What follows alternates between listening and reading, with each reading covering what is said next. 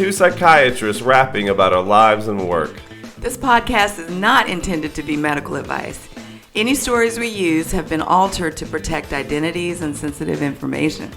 This is intended for entertainment purposes only. You know it! Ow! Hey, C. Hey, T. Welcome to the Good Shrinks podcast. Where we talk about our lives, work, and everything in between. Oh, yeah. How was your week? That's been pretty good. You know, I got to go on a weekend cabin trip with some... Oh, yeah, I was going to ask you about that. Yeah, it was a lot of fun. It was kind of local, in a cabin with family. Ooh. Yeah, and just kind of enjoyed and went skiing, so... Skiing. I got a story about that. Now, you've been skiing before, right? A handful of times, yeah. So I had never been skiing before in my life. This is college. And my friends were like, yeah, it's Saturday afternoon. We're not doing anything. Let's go on. Because we lived close to where a ski lift or ski resort was. Let's go up there and try to ski. And I was like, okay, let's do it. You know, I'm pretty adventurous. Yeah. So had never gone skiing before. Didn't even know like what you're supposed to wear on a ski, slope. So I'd had on 2 pairs of jeans. All right. Some boots, a sweatshirt, and a coat. And I went on up in there. I was like, well, I probably can rent some skis. I mean, that sounds warm enough, right? Yeah. I mean, it wasn't that cold. And they always have snow. They have powdered snow and stuff they can put out if it doesn't snow enough. So the other thing I didn't know is that when you get up on a ski lift, you have to get off.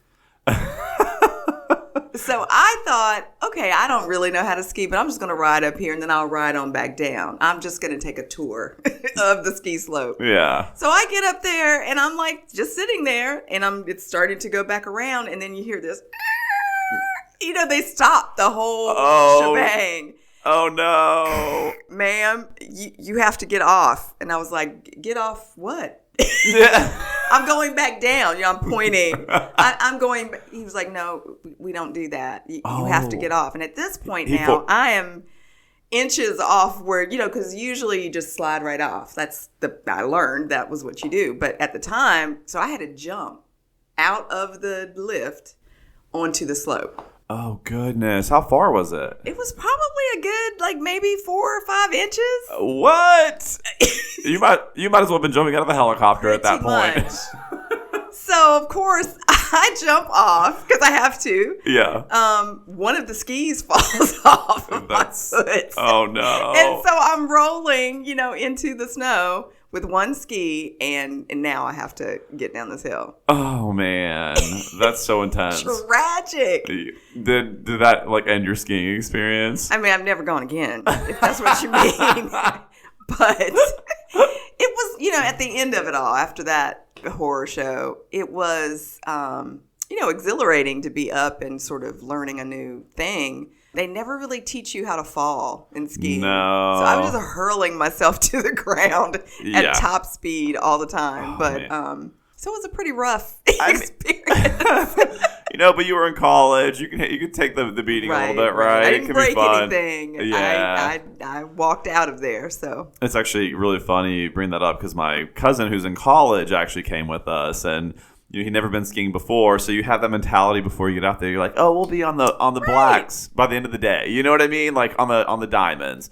And so he couldn't even stand on the ski at first. He kept falling. So we went from that to the bunny hill to the pizza slice, and then he was doing some greens by the end. So it was a good trip, Good job. But you reminded me also the first time I ever went skiing. I also wore jeans and a pea coat because I had no idea what I was doing. And luckily my cousin, she brought a bunch of extra stuff. So I was wearing girl skiing attire on the mountain. Just because I had nothing else to use. Oh my gosh. The pictures. Oh yeah. It was worth the stories. That was really funny. But yeah, quality time and getting to do something like that is fun. It's always good to pick up a new hobby or try. Obviously the older we get, we try to be a little bit more careful. But right. I mean, there's some little kids out there that can just tear the snow up. Yes. And that's the time you should be learning. Yeah. When your body can heal Exactly. quickly. And you don't get, frustrated. You just get up and just do it again. Yeah, just that's keep the time going. to learn something like that. Yeah. But you know what? It's never too late. So It is. we will be in the It is too Olympics late. soon enough. All right. Winter Olympics 2035. Do you Let's go. remember that Delusions podcast we did? We can tack this right on there. We'll live in our delusion, okay? Yes, we will. One other kind of interesting story made me think of with like education and stuff is, have you ever heard of the term, oh, that's out of left field? Yes, I use it frequently. Yeah. So I learned in my training, because it was pretty much where I was going for training, is where the term was coined. So Cook County Hospital in Illinois used to be in a certain area of the city. And back, I think, in like the 1940s, like the Cubs used to have a practice field right there. And so they would practice there all the time. And the Cook County Hospital was right next to it on the left side of the field. So that's where they kept their psych patients. So individuals and fans in the left field would hear these psych patients like screaming at them. And that's why they call it out of left field.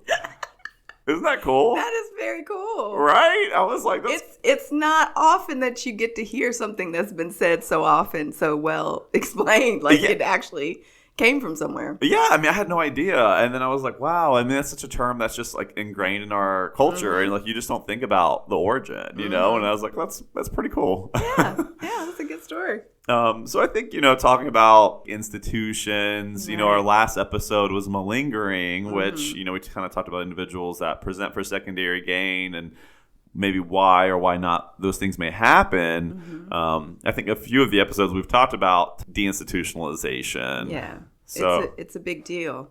Yeah, so I think maybe that's something today we'll finally address. What do you think?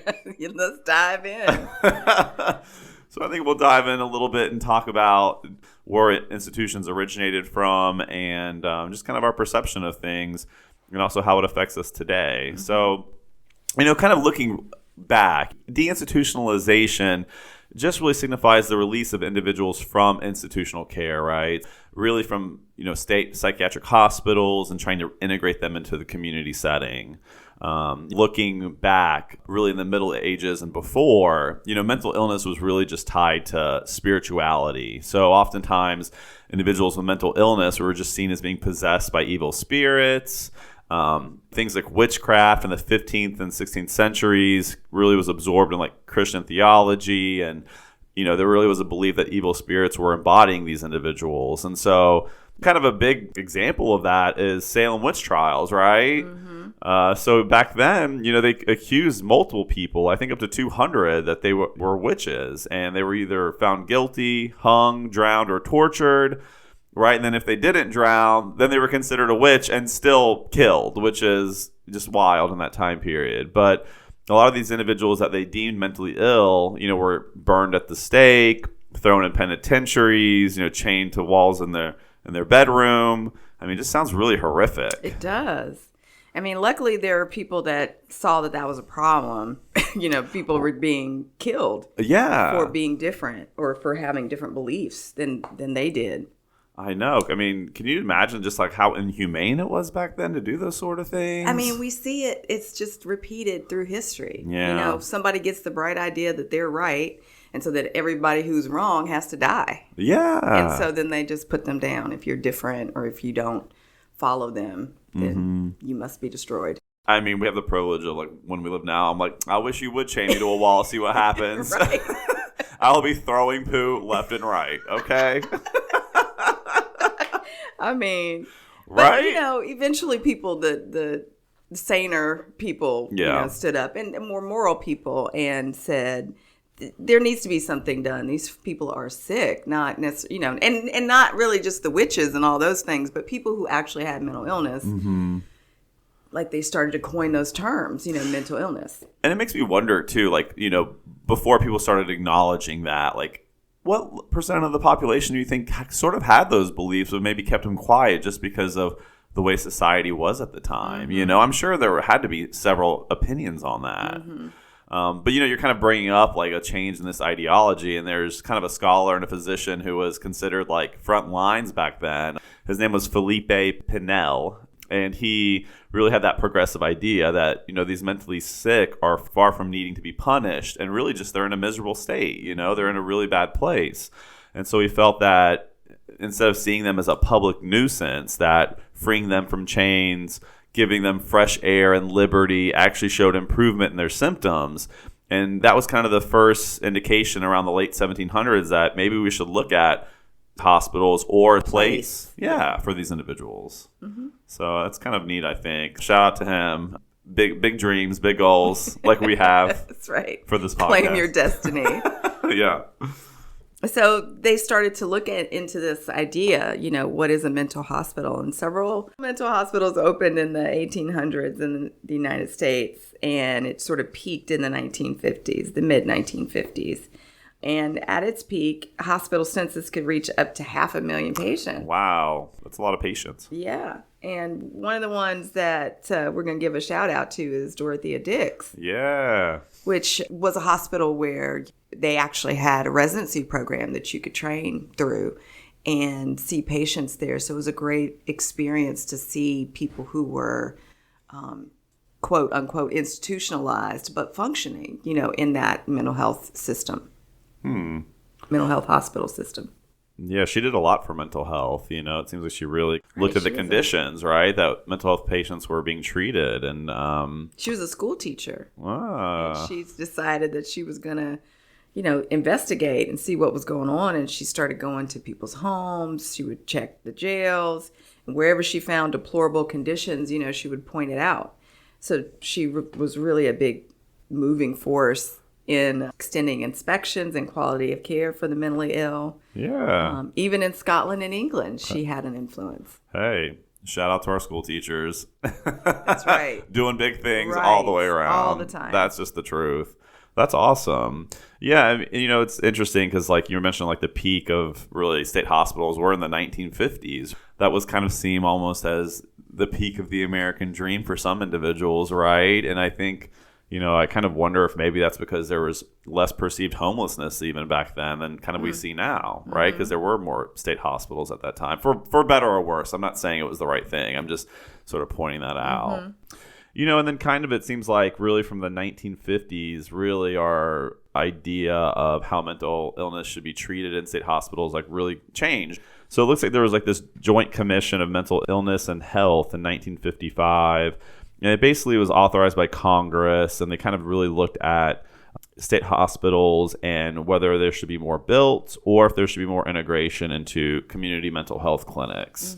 And, at that time, it sounds like President Kennedy was getting a lot of kind of backlash in a sense. There was a lot of costs with state hospitals, and he actually made a goal to cut the amount of state hospitals in attendance in half within a decade, which that's interesting, right? I'm sure because I'm sure funding was a big part of that, and it is an expensive undertaking. And so they decided kind of through several court cases as well in the 1960s that they were really wanting less restrictive settings for treatment, and were trying to discharge patients from state hospital systems. And then Congress put together the Community Mental Health Act in 1963, and that provided a lot of federal grants to close these hospitals.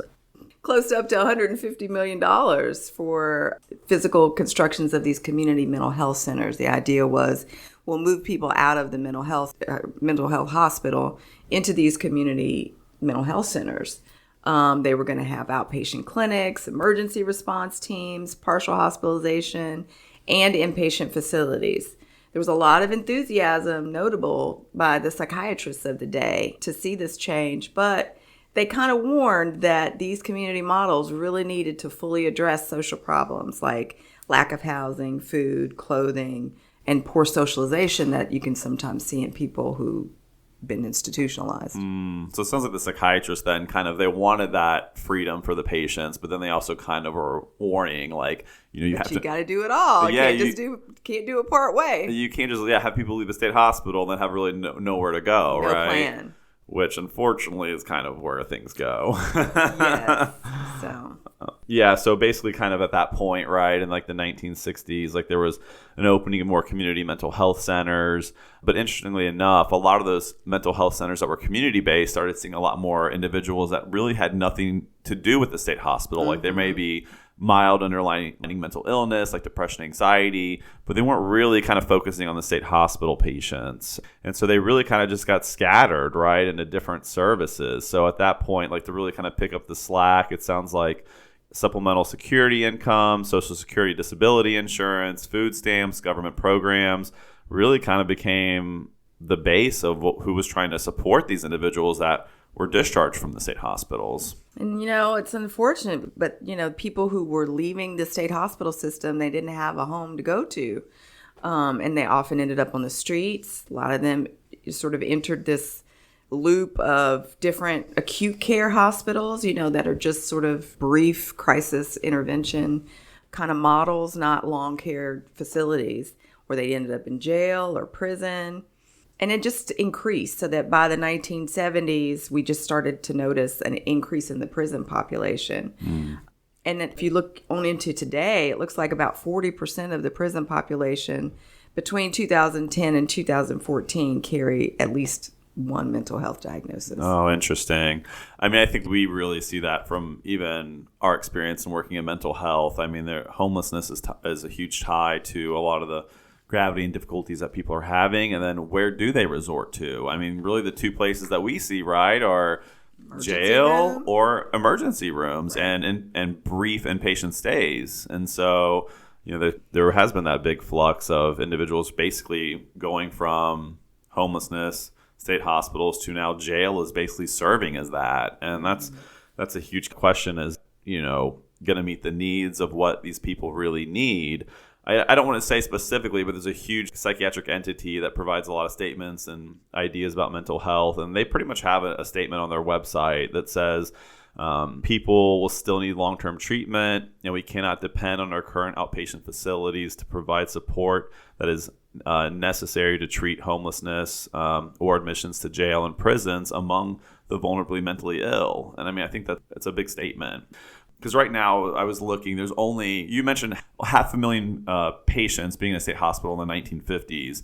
Now it's less than 35,000 throughout the entire country. And there are a handful of private sort of state hospital facility-like places, and they're like 30,000 a month. Like, who can afford that? Right. Not the chronically mentally ill. Or anyone. I mean, are you or anyone. Maybe if you're But especially not the people who need it the most. I mean, if you're Elon Musk's cousin, then maybe he can get you in there. That'll be about it. We're not talking about Elon Musk. There's some people. But will they seek help? Probably not. So. But yeah, so I mean, really it's unattainable, right? I think there's so many facets to this. This is just like a general outline of kind of some things about deinstitutionalization, because you can kind of go into also back then, was the quality of care at a state hospital better than someone having their autonomy and trying to seek their own services? I'm sure it varies, right? Case by case. Yeah. There are definitely people who are more resilient. But yeah, there are definitely people who need the structure of a long-term mental health facility. And of course, we want people to be able to graduate. But it's almost like, people who are, or animals like born in captivity. There's like this weakness that they have that they kind of have to break out of. And certain people can do that well, and certain people can't. And what we're going to do with the ones who can't, just say they don't deserve to have quality of life and, purpose in their lives. I think that's too like what our society is trying to figure out right now is like, in a sense, who takes ownership of that. I think right now it's very individualistic, right? So I think you're right. I think probably after people are discharged from a state hospital, some people probably flourished. They got a job, and even though they had a mental illness, they were able to maintain themselves and had a better quality of life. But I mean, from our experiences working in emergency settings, we see the individuals that cannot navigate the community, right? I mean, they are just like in and out of emergency departments like multiple times a day. I mean, it's really like it's intense. A job. Yeah, it's like a that job. is their job. That is their job. Yeah. Yeah, and so part of it is trying to get them to get a different job. You know, figure out what other dreams you have for yourself besides going to emergency rooms. I don't know about for you, T, but for me, I think that's something I kind of struggle with a little bit. I don't want to say struggle, but like a hard part is where to navigate these individuals to, because it's like there's a couple like homeless shelters. There's a few community resources I refer them to that often these individuals already know about. But it's like if they can't really maintain themselves, there's just not a lot. There's really not. Yeah. I mean, I think when people come into the emergency room, like our first job is to think about safety. So if they've demonstrated that they can keep themselves safe, no matter what they're saying, you know, at that moment, you know, we take that into consideration. You know, it looks like you've said that you wanted to do these things, but you've never made an attempt. You have always taken yourself to someplace safe if you have these thoughts. So there's no reason to think we can't continue to do things outpatient. But it's getting them to the outpatient piece too. It is good that there are programs out there, but sometimes, especially in the homeless population or the poverty-stricken population, they don't have transportation. Yeah. They don't have a way to get to those appointments. So even if their intention is they want to get on board and do the right thing, they literally would have to walk 50 miles to get to an appointment one way. You know, so there's just so many moving parts, obstacles. Yeah. I mean, even just thinking of some individuals may have lower functioning, lower IQ, like it's hard for them to navigate can't grasp that. It, right? And then, you know, how many times have we sort of done evaluations where it's like the person's like, I can't get an ID, you know, I don't have any source of funds, like I don't have a cell phone, I have no transportation. I mean, they are like flying by the seat of their pants. And it's just like upward mobility at that point is like so hard, you know, it just really is. And once you end up in that sort of rut, which can, I think, happen to pretty much anyone, it's a hard climb. Anybody. Yeah. I mean, especially like, remember through COVID when people were losing their jobs, like that, like businesses were shutting down. And so people who felt like they had everything together were suddenly faced with paycheck to paycheck or no paycheck. And what are we going to do? So yeah, it's anything could happen at any time, and you could be at the end of that line waiting to get some help. Yeah.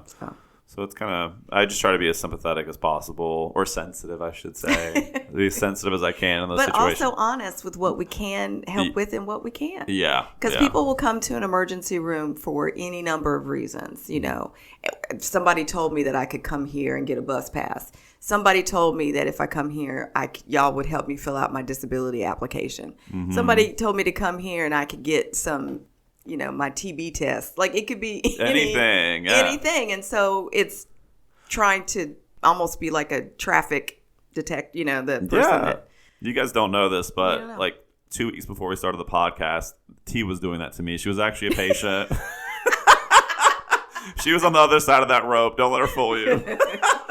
No fools here. I'm just kidding. No, yeah. I mean, it's true. Anytime.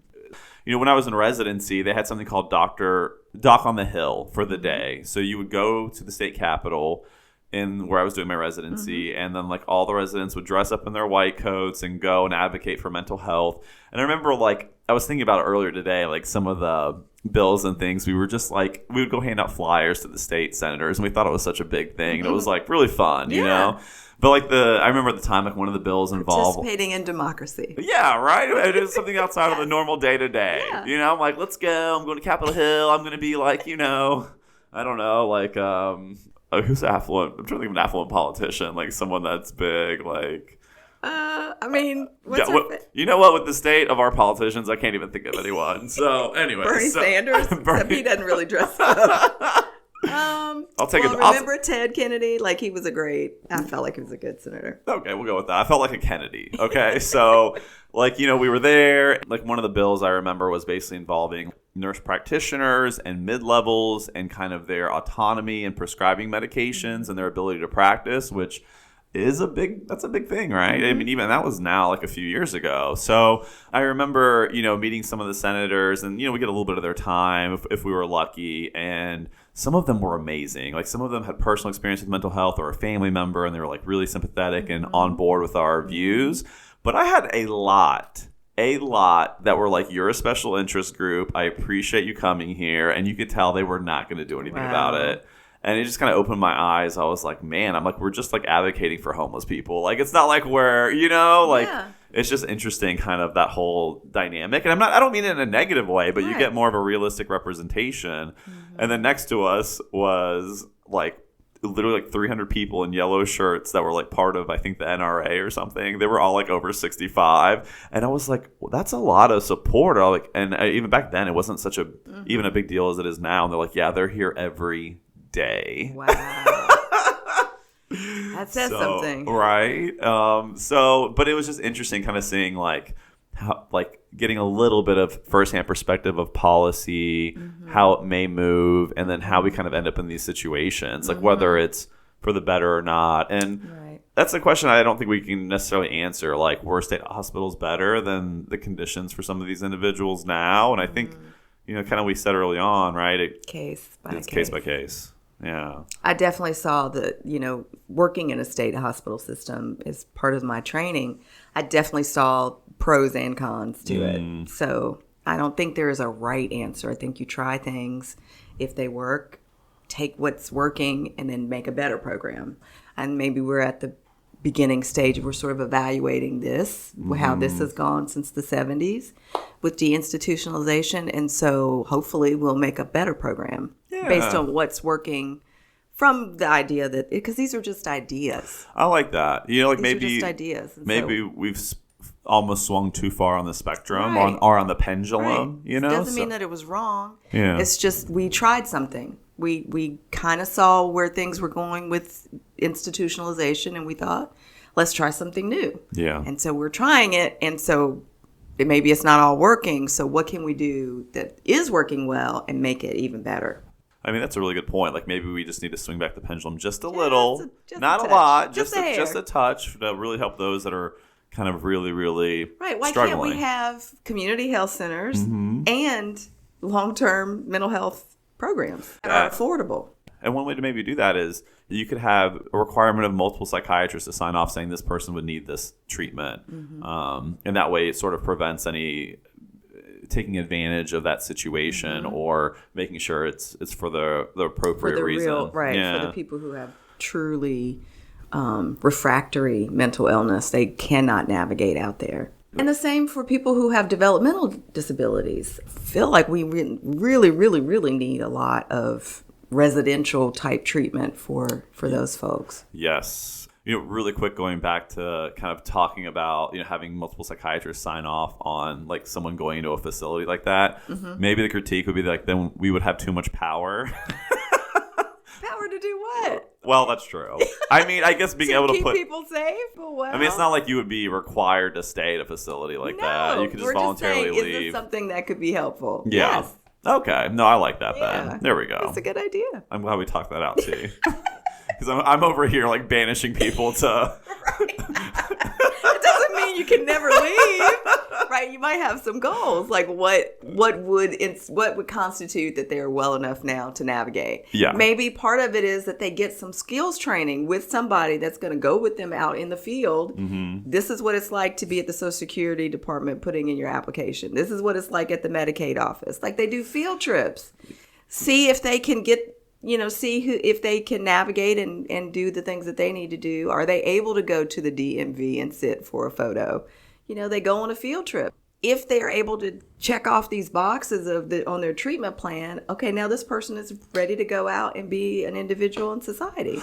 I like that, because I can't tell you how many times I tell someone, go to the Social Security office, go to the DMV, and they don't know what you're talking about. You know good and well, they're not going. Especially the DMV, you're going to be there for what? How many hours? I can barely navigate the DMV. And you have to look up at the sign to know which line. You could be standing there all day in the wrong line. Yeah. Has that happened to you? Oh, 100%. Definitely. And then you get up there, and then you get there's no sensitivity or anything. So imagine if you were hearing voices at the same time. And you're trying to figure out which line to go in. The voice is telling you, no, go over here. No, go over there. You wasted your whole day in the wrong line. Your whole day. Yeah. And you're still there tomorrow. Yeah. That's a good point. So maybe more supervised, like a more active sort of community outreach kind of program. So I don't know. And that's something that you brought up is, kind of integration with community service is now like the something that we have is something called an ACT team, right? Mm-hmm. So that's basically an organization that will go to individuals' homes that have severe mental illness, try to give them their medications, try to get them to engage. But I don't really, even remembering from residency, like the ACT team that I worked with, I don't necessarily remember so much like a big portion of that being helping transport and things like that. So that may be something that could be looked into a little bit more. I feel like it was more. Do you remember that program called Access? That might have been before your time. That was a outpatient program for the chronically mentally ill. So these were people with schizophrenia or bipolar and who were homeless. Mm-hmm. That was part of the requirement to be in that program. And these people were stationed adjacent to the men's shelter. Yeah. So it would make it easy. Like if you're at the shelter, you're homeless, but you have a mental health problem, you could just go next door, check in, sign up to be seen, and then they would follow you. And they had a therapist, they had a social worker, like a discharge planner person, the doctor, nurse to administer medicines. And they would do it all right there. So you come in, you get your injection. If you weren't at the shelter at the time of your appointment, the social worker on the team could look for you. Oh, wow. And come get you and bring you back to the clinic or take you to other appointments. Like they were very hands-on with transporting people to medical appointments. That's great. So it wasn't really an ACT team, but it was sort of that principle where they were, it stands for Assertive Community Treatment Team, something like that. And so these people were actively going to get people, get them to appointments and help them navigate. But yeah, I think it's I don't want to say watered down some, but I do feel like it's not as, I'm always hearing from people who have ACT teams that they're not getting as comprehensive a service as it's sort of billed to be. So what do you think happened to that program then, like over time? Well, it was a grant. So it was a Robert Wood Johnson grant. Okay. So it went for, they wanted to show that this kind of program would be effective and helpful with the homeless population, that their illness rates or their times in the hospital, whatever they were measuring for the grant, would be effective, that they could prove it would be an effective way to treat mentally ill people. And so once the grant was up, the program, I think they...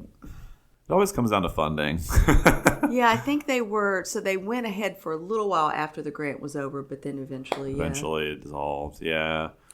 Yeah. I mean, I think those are probably really good ideas. I think these could all be lies too. Because I'm not, I wasn't involved in. I worked for that group for a little while, but I don't actually know what happened to make it disintegrate. Yeah. It was a great program, though. I really liked being involved with it. You're probably right, though. I'm sure it came down to funds or the grant, ending, and then if you don't have the ability to keep the program going at that point, you don't really have much of a choice. I mean, that shows that there's good ideas that are out there. It's sort of being able to implement them. That's the hard part. Again, that comes down to just resources that are available and access to grants and funds, and I think that's why it's important that money makes the world go round. It does, Why? Yeah. I mean, well, I guess the question is where did that money go, right? Those funds. Is it used for the right reasons? Yeah. Right? Theoretically, the money should have gone from the state hospitals into community-based services like we have just decided to talk about, and there was a disconnect. That money ended up really not flowing in that direction as expected. Sure, it went other places, but then it comes at the expense of these individuals that are struggling. Yeah, I don't know. I just don't know what has happened. I don't know if the people who had the great ideas, sort of passed the baton, and then that group didn't really keep up the good work. I don't know what has happened. Definitely priorities shifted. If you're saying that the whole original idea was, let's get these people that are in the state hospital into community programs. And then in 20 years, it's shifted completely to a different population. Yeah. And so what happened, it's like they just left them behind. Mm-hmm. Well, what we brought up earlier is we didn't really leave them behind. We put them in jails. Right. Which is true. Right. I mean, just from our experiences, I know for me, I can't tell you how many times of a patient can't get admitted that maybe looking for social needs, like he'll say, I'm going to find a way to get to jail. Like literally, that's what they know. And there is a lot of mental illness in jail, and it is sort of a place that has replaced, those kind of settings. And it's just an interesting thought because, you're going to have a mix of individuals with high sociopathy, high crime, with individuals that are susceptible with mental illness in the same building. And that's just seems like not a great recipe. For anyone. No. The staff, the other inmates, Yeah. and the patient himself. Yeah. It's interesting, too, because jail psychiatry, right? Because jails now are, I believe, don't quote me on this, but aren't a lot of them privatized? I mean, yeah. That's kind of interesting, too, right? Thinking about where their income's coming from. But I know if you practice psychiatry in a jail setting, like the salary it's insanely high. Wow. Like I remember in residency, one of the jail psychiatrists that came and gave us a lecture, he immediately commented on, he had I think it was like a Gucci belt and like snake skin boots and I already don't like he it. was flashy. No one did. We were all so peeved. We were like, ugh. Kidding. I don't even know But who it I is. mean, obviously that's one. I don't want to say perk, but I guess it would be the perk of working in that kind of setting. But that's also just interesting of how maybe money has moved in a different way. I don't really know too much about that other than just kind of my experiences. I'm with sure there's that. some documentary coming up on Netflix about it soon. They're always breaking new ground on all these conspiracies out there. And not even conspiracies, like actual things that are happening that can be shown. T, is there an interesting movie or show that you think represents this well, like the move towards deinstitutionalization? And I'm trying to think myself. I'm thinking of something that would not make sense. Like I really like Silver Linings Playbook, but no one was institutionalized there. I mean, Flowers for Algernon. You don't remember that. No. But that wasn't really, he was institutionalized, but it was a tragic story. I guess Girl Interrupted. Is that what happened to them? It's been so long since I saw that I movie. mean, were they technically in a state hospital? Yeah, they were in the hospital. They had a psychiatrist, and one of them was lying. And they were always the other trying. one was always just trying to. It was very aloof, but had real crap going on. But they got out eventually. They did. Oh, I know Brittany one of them attempted. Brittany Murphy's character. Remember her 'Cause character. she actually had been released, and the other girls escaped and then went to go visit her. And then Angelina Jolie's character said really nasty things to her, and then she was found dead the next morning. But I can't remember if she completed suicide or if I think that's what happened. Or had an attempt. Yeah. So, yeah, I mean, that might be kind of maybe one of the more modern movies that kind of subtly addresses it. But, yeah. I mean, more movies just deal with institutionalism. But we're talking about deinstitutionalization. Yeah. And the impact that has. I can't think of a movie really that has that message. In California, right, they have that whole area that is Tent City, right, where there's all those homeless in people. San Francisco? San Francisco, and I think maybe LA. It's notorious. It has a very famous name. But, I mean, I'm sure I know there's documentaries about it where they've talked to those individuals. And so it's kind of what you think as individuals that really have nowhere to go, that they end up in those kind of communities, like tent communities and things like that. T, from your, since you've been working now for a little bit of time, do you feel like has the homeless crisis gotten worse? Yeah. I think so. This is what I'll say. Since I've been practicing, because maybe it's been like this the whole time, but I didn't really have my nose to the grindstone about it. That's not right. Ear to the grindstone. Ear to the ground. I think ear to the ground. Yeah. Mixed metaphors. I am the queen. So just because I'm dealing with that population all the time now, maybe I'm more aware of it. It could have been. I would say it's increasing. Okay. Yeah, I would. I just never saw it like it is now. Just like if you just drive downtown at night, it's just everywhere. Everybody's just hanging out with their carts or just walking with every piece of belonging they have. Yeah. I think I actually had looked that up at one point, the statistics of homelessness. I don't remember them off the top of my head, but it definitely has shifted. And that's, I guess, another question. It's not so much just being specific about the percentage of people that are homeless, but then state hospitals back, I think about in the 1950s, some I'm sure were nice facilities, some are probably deplorable. What is a better situation for those individuals that really can't navigate in the community? Are they better off in maybe a deplorable state hospital or sit in a tent city. Like, I mean, either sounds great, right? Right. Yeah, it's sad that these are the options that they have. I feel like there are other societies, like in Europe, and that take care of their mentally ill. I'd love to see some of the statistics about mental health programs in other countries and other cultures. Yeah, that's a good point. I wonder how other countries do navigate that. Mm-hmm. I mean, I think we're going to do probably a podcast on geriatrics or, geriatric psychiatry. Yeah. And it's always interesting to me, too, since we're talking about other countries and how they take care of their people, like how they look at their elderly population. There's also more like different cultures, like Asian cultures, or, the grandparents like raise the child in the first year of life. In Europe, the older people it's like you just sort of take care or revere your elderly, or There's that maybe hierarchy. people who are infirm. Yeah, that's a good point. Yeah, so it's maybe a little bit more insulated. Yeah. Again, I always say this, but this is a heavy topic. But I enjoy talking about this, and hopefully it'll just, even if it just raises questions and more information about it and awareness, I think it's a good thing. Yeah, it's good to talk, and that's all we're doing is just talking about it. We don't really have answers. No, well, yeah. We have ideas, but everything starts with an idea. Absolutely. And again, it's sort of just to bring awareness of the topic, and everyone can form their own perspective on it or opinion. I think next week, just to let everyone know, I think the next episode is going to be about our experiences with COVID. So look forward to that, everyone. Yeah. And one last thing is that's also probably one of the first episodes that we produced. So get ready. So the sound quality might go down, just FYI, but you guys will live. Yes, you'll get the gist of what we're talking about. Have a good week. Yeah. Bye.